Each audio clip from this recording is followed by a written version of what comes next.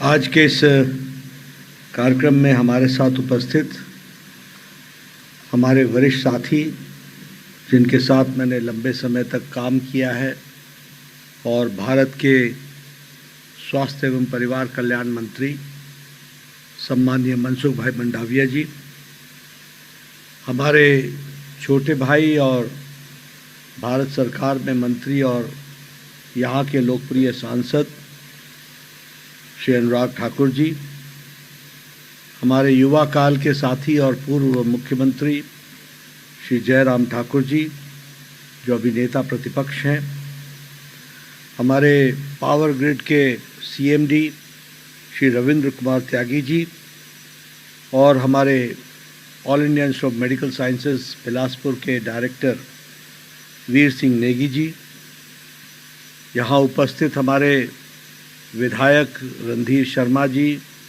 त्रिलोक जब्बाल जी, JR. Katwal जी और साथ में हमारे पार्टी के वरिष्ठ साथीगण सुरेश चंदेल जी, स्वतंत्र सांख्यान जी और हमारे अध्यक्ष राजीव बिंदल जी, यहाँ उपस्थित all India institute of medical sciences की फैकल्टी, पावर ग्रिड के सभी सदस्यगण और यहाँ के स्टूडेंट्स और हमारे स्थानीय गणमान्य सज्जन वृंद और मीडिया के मेरे साथी, प्रिंट मीडिया, इलेक्ट्रॉनिक मीडिया के मेरे साथी, आज मुझे अत्यंत हर्ष हो रहा है, खुशी हो रही है कि मुझे आज all India institute of medical sciences Bilaspur में आने का सौभाग्य मिला और यहाँ इस कार्यक्रम में शामिल होते हुए अनेकों सुविधाएं मनसुख भाई मंडाविया जी के कारण, आर.के. सिंह जो हमारे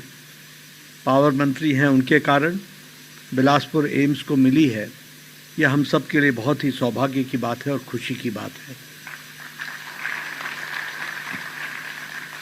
ये एम्स, मुझे याद है कि प्रधानमंत्री मोदी जी का यह हमको दशहरा और दीपावली का सबसे बड़ा तोहफा उन्होंने दिया है, तो हमारे बिलासपुर को all India institute of medical sciences की दृष्टि से मुझे याद है कि इसका 3 अक्टूबर 2017 में शिलान्यास किया था और वह उस दिन नवरात्रों की षष्ठी थी और 5 अक्टूबर 2022 को इसका उद्घाटन किया था। वह विजयदशमी का दिन था, नवरात्रों का विजयदशमी का दिन था।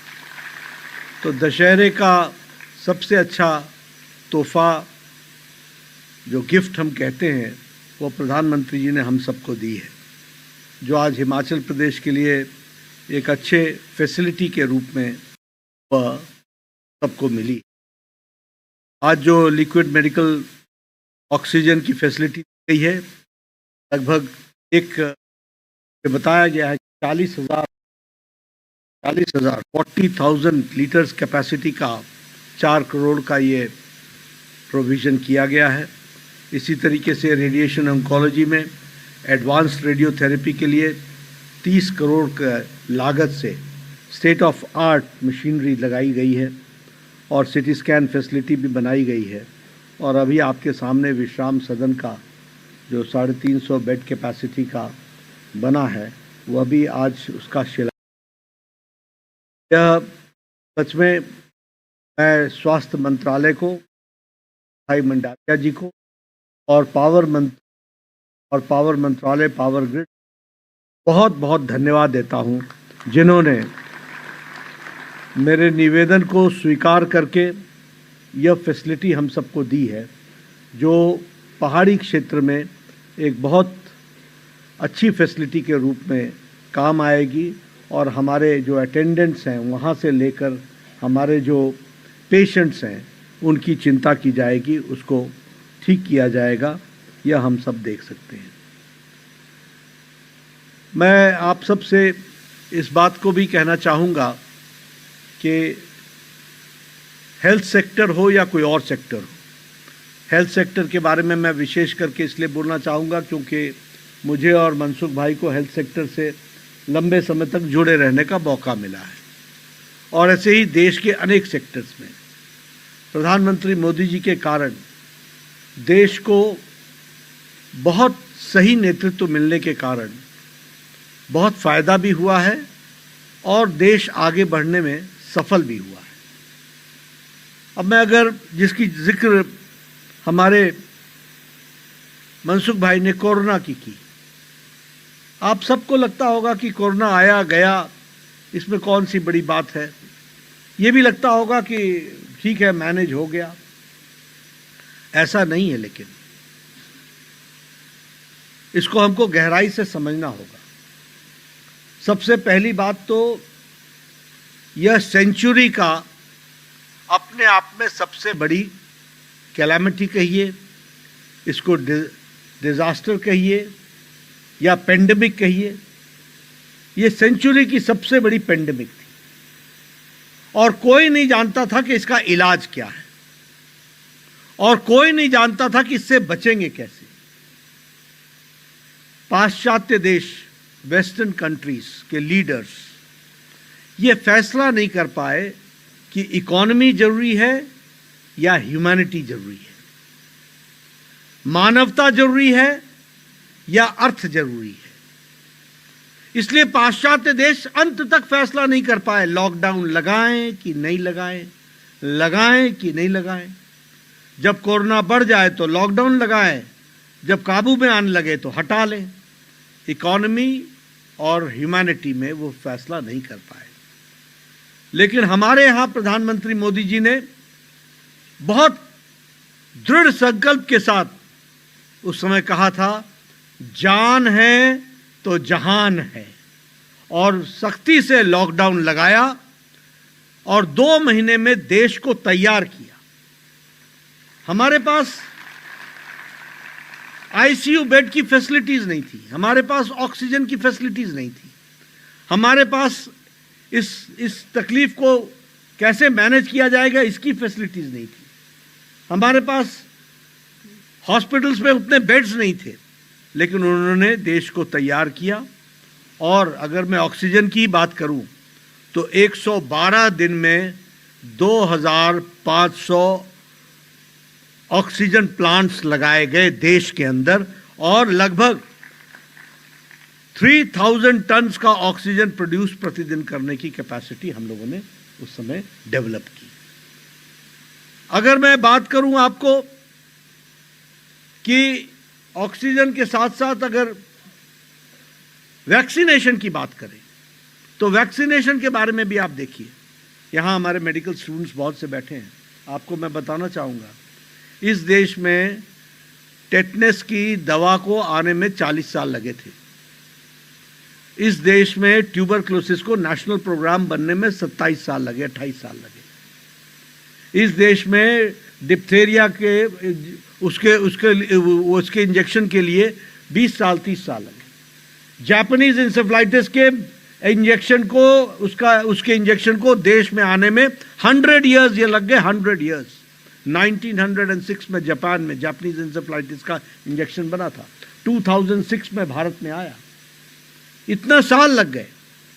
लेकिन कोरोना 20 जनवरी 2019 को पहला केस डिटेक्ट हुआ था। 2019 थी ना, 2020 के 20 जनवरी को पहला केस डिटेक्ट हुआ था और 2020 के अप्रैल में उन्होंने टास्क फोर्स बैठाई और 9 महीने के अंदर एक नहीं 2 इंडिजिनस वैक्सीन बना करके भारत को दी। और यह भी हमको ध्यान में रखना चाहिए। और इसका फर्क क्या पड़ा, 220 doses of vaccine, double dose with booster लगा करके हमारा देश तैयार हुआ। और इतना ही नहीं, 100 कंट्रीज को हमने वैक्सीन दी, 100 कंट्रीज को 30 करोड़ वैक्सीन हमने दुनिया के देशों को दी विश्व मैत्री के तहत। ये हम लोगों ने किया। इसलिए मैं जब इसकी चर्चा करता हूं तो हमेशा कहता हूं कि नेतृत्व का असर क्या पड़ता है वो हमको समझना चाहिए। किस तरीके से हमारे बहुत से लोग यहाँ स्थानीय लोग बैठे हैं, हम सब के लिए ये यहाँ ये एम्स का बनना ये सपना है। कभी हम सोच नहीं सकते थे। मैं तो यहां पर बचपन से खेलता कूदता बड़ा हुआ हूं, मुझे मालूम है यहां एक चीज आने का मतलब क्या होता था। आज all India institute of medical sciences हम सबको मिला है, यह संभव हुआ, इस सपने को साकार किया है तो प्रधानमंत्री मोदी जी ने किया है, यह हमको ध्यान में रखना चाहिए। उनके कारण यह परिवर्तन आया है। आप ये ऑडिटोरियम की बात करते हैं, हमारे जिले में तो एक हॉल तक नहीं था। हॉस्पिटल की आप बात करते हैं, आईसीयू की बात करते हैं, कहां हम थे। मैं तो प्रदेश का भी स्वास्थ्य मंत्री रहा हूं, मुझे मालूम है ट्रॉमा सेंटर बनाते बनाते किस तरीके से दम उखड़ जाता था, और एक बार नहीं दूसरी बार मंत्री बनता था तो पूरा कर पाता था, क्योंकि आपको भी अदला बदली का शौक बहुत है।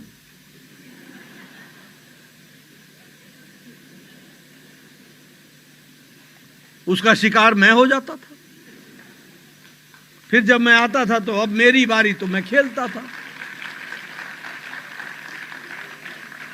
तो लेकिन मित्रों, मैं आपसे ये चर्चा इसलिए कर रहा हूं कि नेतृत्व का क्या असर पड़ता है। मैंने एक एग्जाम्पल देकर के आपको समझाने की कोशिश, सिर्फ कोरोना के एग्जाम्पल से, सिर्फ all India institute of medical, और ये all India institute of medical sciences सिर्फ हमारा नहीं है। मैं आपको बताना चाहता हूं कि जो पीजीआई आप चंडीगढ़ में आज देखते हैं, उसमें पिछले 10 सालों में 10 गुना इन्वेस्टमेंट हो चुका है। वो पीजीआई 10 गुना आगे बढ़ चुकी है, वो भी आपको ध्यान रखना चाहिए। उतना ही नहीं, 2 दिन पहले जम्मू में all India institute of medical sciences का श्री गणेश हो गया। उतना ही नहीं, भटिंडा में कल है ना,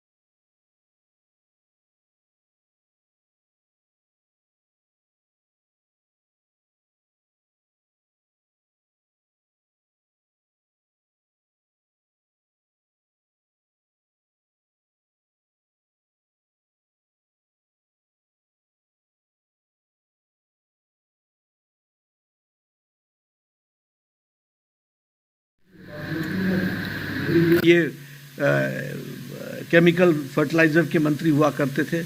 हम इनके कारण स्टेंट्स के दाम कम कर सके, हम इनके कारण ये घुटनों में लगने वाले कैप्स के दाम कम कर सके, हम इनके कारण दवाइयों में जन औषधि के माध्यम से हमने करोड़ों लोगों को राहत दवाई में दिलाई, वो भी इनके माध्यम से हुआ। इसलिए इनका भी मैं धन्यवाद करता हूँ। लेकिन जब ये हेल्थ पॉलिसी की मैं बात करता हूँ, आपको बड़ा गजब लगता होगा कि एम्स के शुरुआत में ही सबसे पहला ब्लॉक जो है वो है आयुष। आयुर्वेदा, योगा, यूनानी, सिद्धा, ये आयुष ब्लॉक हमको देखने को मिलता है। एक समय था, मैं ही जब 1998 में हेल्थ मिनिस्टर था तो झगड़ा होता था। और झगड़ा क्या होता था, कोई बोले जी ये खा लो, ये चूर्ण बहुत अच्छा है, no I don't know, I only know allopathy, बाकी के बारे में नो कमेंट्स। अगर कोई आयुर्वेदिक डॉक्टर कहीं इंजेक्शन लगाने की बात करे, know how can you do that, ये हो नहीं सकता, ये तुम्हारा एरिया नहीं है। था कि नहीं था ऐसा? हमने सबको कहा कि we have to think in holistic terms. मैं उस समय अपने डॉक्टर्स को बोला करता था, तुम्हारा स्वीपर लगा दे इंजेक्शन तो वो चलता है, लेकिन कोई आयुर्वेदिक डॉक्टर लगा दे तो वो दिक्कत होती है। ऐसा कैसे होता है? खैर, मैं इसमें से ये कहना चाहता हूँ कि आज होलिस्टिक अप्रोच, ये हेल्थ पॉलिसी के तहत अगर हमने प्रिवेंटिव पर ध्यान दिया, आज 30 साल की उम्र में ज़्यादा से ज़्यादा लोगों का हेल्थ चेकअप हो जाए और हम उनका प्रिवेंशन कर सकें, ये हम लोग आगे बढ़ा रहे हैं मोदी जी के नेतृत्व में। ये हमको समझना चाहिए। प्रिवेंटिव, क्यूरेटिव, पैलिएटिव, रिहैबिलिटेटिव, इन सब पर काम चल रहा है और इसको आगे बढ़ाने का काम किया है। और क्रॉस रेफरेंस, ये आयुष विभाग की बात मैंने क्यों की? ठीक है, कीमोथेरेपी से कैंसर का पेशेंट बच सकता है और बचेगा, उसको जान मिलेगी, उसके साथ कोई ऑल्टरनेटिव नहीं है, लेकिन आयुष उसके इम्यून सिस्टम को ताकत देगा। यह भी हमको ध्यान में रखना चाहिए। आयुर्वेदा उसको ताकत देगा। इसलिए हमको साइलोज में नहीं सोचना है, हमको अकेले अकेले नहीं सोचना है, सबको साथ मिलकर के सोचना है। आयुर्वेद भी जरूरी है, योग भी जरूरी है। ठीक है, आपका फिजियोथेरेपिस्ट आपको मसल्स की एक्सरसाइज कराता है, लेकिन योग आपको उसी मसल्स को फ्लेक्सिबल भी करता है और उसके साथ साथ वो आपके बॉडी के माइंड सोल को एक तारतम्य में लाने का काम भी करता है, जो हेल्दी माइंड हेल्दी बॉडी के लिए आवश्यक होता है। तो इसलिए होलिस्टिक अप्रोच लेकर के चलने का काम हमारे प्रधानमंत्री मोदी जी ने किया और आज हम हेल्थ पॉलिसी को लेकर के हम चले हैं। हमें, क्योंकि यहाँ हेल्थ सेक्टर से जुड़े हुए लोग बैठे हैं, इसलिए मैं हेल्थ की ज़्यादा बात कर रहा हूँ। मुझे खुशी है, यहाँ सभी लोग कोई 10 साल 20 साल से ऊपर की राजनीति करने वाले लोग हैं और आप सब लोग लंबे समय से समाज सेवा कर रहे हैं। हमारे यहाँ 2018 से पहले हम चिट्ठी लिखा करते थे और क्या लिखते थे कि ये इस व्यक्ति को हार्ट का ऑपरेशन होना है और इसको स्टेंट लगने हैं, इसका बाईपास होना है, 1.5 लाख रुपए खर्च होगा, 2 लाख रुपए खर्च होगा, कृपया मुख्यमंत्री महोदय अनुदान की अनुशंसा करें। ये हम चिट्ठियां लिखा करते थे। 15-15 चिट्ठियां लिखते थे, 5 सैंक्शन होती थी। पता नहीं उन 10 की जिंदगियों का क्या होता था। लेकिन जब प्रधानमंत्री मोदी जी बने और उन्होंने स्वास्थ्य का जिम्मा मुझे दिया, तो उस समय हम लोग इस नतीजे पर पहुंचे कि इतना ही नहीं है, हमको कुछ बड़ा सोचना है। और प्रधानमंत्री जी ने कहा, नड्डा कुछ बड़ा सोचो। और आज मुझे खुशी है कि उनके माध्यम से दुनिया का सबसे बड़ा हेल्थ कवरेज, आजकल बहुत बड़ी चर्चा होती है, यूएचसी, यूनिवर्सल हेल्थ कवरेज, दुनिया का सबसे बड़ा हेल्थ कवरेज आयुष्मान भारत किसी ने दिया तो प्रधानमंत्री नरेंद्र मोदी जी ने। 10 crore 74 lakh families, 55 crore people, 40% of Indian population, इसको अगर आयुष्मान भारत से जोड़ा और 5 लाख रुपए का हेल्थ कवर प्रत्येक साल, एवरी ईयर, गंभीर बीमारी से लड़ने का काम किया तो प्रधानमंत्री मोदी जी ने किया। यह भी हमको ध्यान में रखना चाहिए। और उसी के साथ साथ हमारे जयराम जी जब मुख्यमंत्री बने, अदला बदली में जब ये बने, तो इन्होंने हिम केयर चलाया और आज हिमाचल प्रदेश में कोई भी व्यक्ति हेल्थ कवरेज के बगैर नहीं है। यह स्थिति आकर के खड़ी हुई है, यह भी हमको ध्यान रखना चाहिए। मैं जब इस बारे में चर्चा कर रहा हूं तो निश्चित रूप से बहुत से काम हम लोगों ने किए हैं और उसको आगे पहुंचाने का प्रयास किया है। मैं मनसुख भाई को एक बात के लिए विशेष धन्यवाद देना चाहता हूँ। ट्यूबरकुलोसिस इरेडिकेशन का वर्ल्ड हेल्थ ऑर्गेनाइजेशन ने 2030 का समय तय किया है। प्रधानमंत्री मोदी जी ने 2025 तय कर लिया और मनसुख भाई ने जो टीबी मुक्त के लिए जो काम किया है, प्रधानमंत्री टीबी मुक्त अभियान के तहत आज नोटिफिकेशंस 64% बढ़ गई हैं। नोटिफिकेशंस का मतलब ट्यूबरकुलोसिस की जानकारी मिलना। पहले पता ही नहीं चलता था, बगल में कोई साथी है ट्यूबरकुलोसिस की बीमारी है उसको, और वो ट्यूबरकुलोसिस बढ़ाता चला जा रहा है, न उसको पता है न उनके साथ रहने वाले लोगों को पता है। आज नोटिफिकेशन 64% बढ़ गई है। टीबी की जो मेडिसिन हैं वो उपलब्ध तो है ही हैं, लेकिन वह उसको भी ज़्यादा से ज़्यादा पेशेंट्स तक पहुंच सके उसकी व्यवस्था की गई है। और सक्सेस रेट ट्यूबरक्लोसिस में 80% हो गया है, 80% सक्सेस रेट पहुंचा है, इसको भी हमको समझना चाहिए। आज इंफ्रास्ट्रक्चर की दृष्टि से देखा जाए तो टीबी के जो ड्रग रेजिस्टेंट टीबी के सेंटर्स थे वो 127 थे, आज वो 792 हो गए हैं, ये भी हमको ध्यान में रखना चाहिए। ये आंकड़े मैं आपको इसलिए बोल रहा हूं क्योंकि टीबी मुक्त भारत बनाने के लिए जो प्रयास चल रहे हैं उसका नतीजा है। उसी तरीके से मेडिकल के इंफ्रास्ट्रक्चर की दृष्टि से देखें, 387 मेडिकल कॉलेजेस थे, आज 706 मेडिकल कॉलेजेस हैं। 50,000 MBBS की सीट्स थी, 50,000 सीट्स थी, आज 1,08,000 सीट हो गई हैं, ये भी हमको ध्यान में रखना चाहिए। लगभग 1,09,000 सीट्स हो गई हैं, ये भी हमको ध्यान में रखना होगा। इसलिए मैं इतना बड़े गौरव के साथ ये कह सकता हूँ कि मोदी जी के नेतृत्व में चाहे हेल्थ सेक्टर हो चाहे अन्य सेक्टर हो, हमेशा हिमाचल प्रदेश को ज़्यादा से ज़्यादा मिला है और हेल्थ सेक्टर में ज़्यादा से ज़्यादा नीतिगत निर्णयों करने के कारण एक फैसिलिटी के माध्यम से बेटर लिविंग हम ला सके हैं, वह भी हमको ध्यान में रखना चाहिए।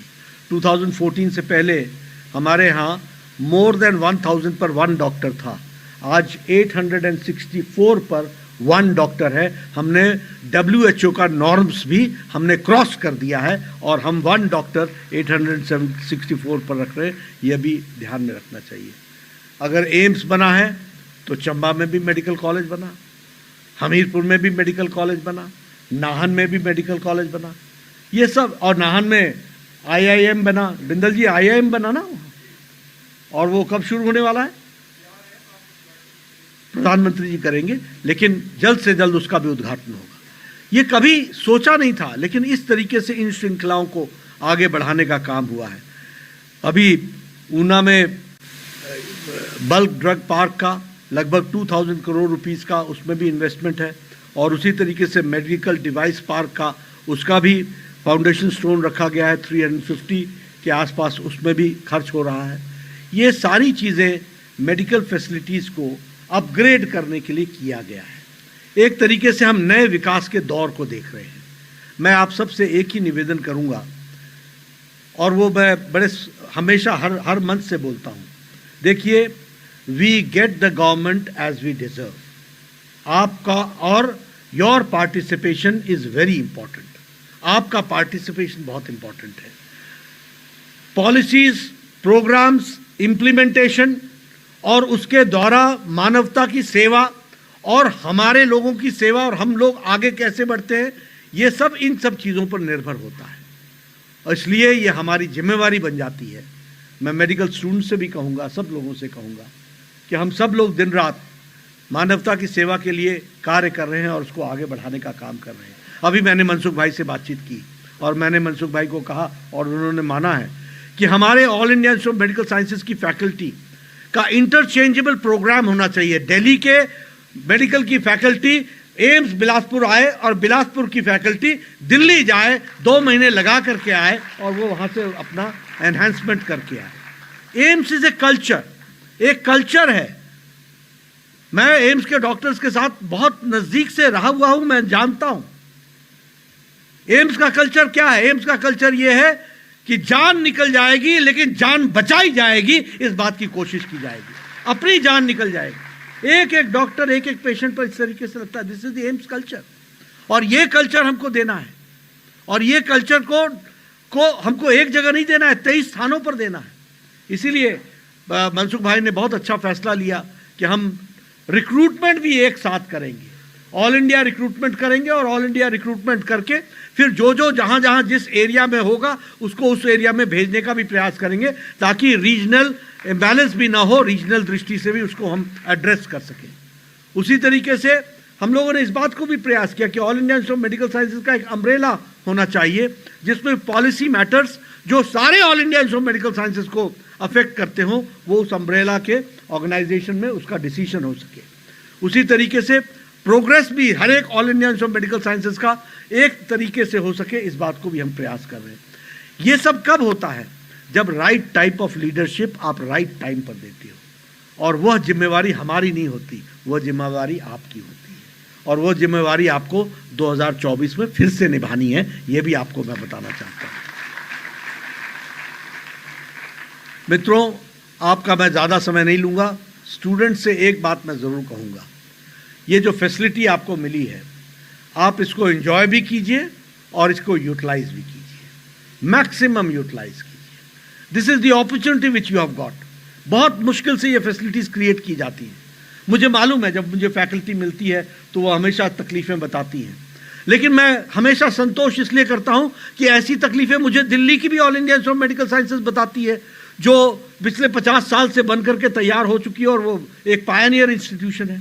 यानी तकलीफ रेगुलर है, तकलीफ कंटिन्यूअस है, तकलीफ के तरीके बदल जाते हैं, और इसलिए हमको ये समझना पड़ेगा कि हर परिस्थिति में हमको मानवता की सेवा करनी है, और उसके लिए हम पूरी ताकत से लगेंगे। ये हमको ध्यान में लेकर के चलना चाहिए, ये आपसे मैं आशा करता हूँ, और मुझे पूरा विश्वास है कि आप एम्स के कल्चर को आगे बढ़ाएंगे। जो कुछ भी, मैं तो मनसुख भाई को से कई बार मेरे साथी हैं, मुझे दुख भी होता है कि मैं इनको इतना फ़ोन क्यों करता हूं। हालांकि एक बार एक काम के लिए दोबारा फ़ोन नहीं किया है, लेकिन मेरे काम ही इतने हैं कि मैं इतनी बार मुझे फ़ोन करना पड़ता है, और ये हमेशा रिस्पॉन्ड करते हैं, पॉजिटिवली जवाब देते हैं, और उसके कारण आज ये सारी फैसिलिटीज़ हम सबको मिली है। एक बार पुनः मैं मनसुख भाई का, अनुराग भाई का और सभी लोगों का, हमारे RK सिंह जी जो नहीं हैं अभी उपस्थित हो सके, आज वो अस्वस्थ थे, तो उनको भी हम धन्यवाद देता हूं, और हमारे त्यागी साहब का जो उनके बिहाफ पर आए हैं उनका धन्यवाद देता हूं, और आप सबको धन्यवाद देता हूं जो आप लोग इस कार्यक्रम में शामिल हुए। इस फैसिलिटी को हम आगे बढ़ाएं, इन्हीं शब्दों के साथ बहुत बहुत धन्यवाद।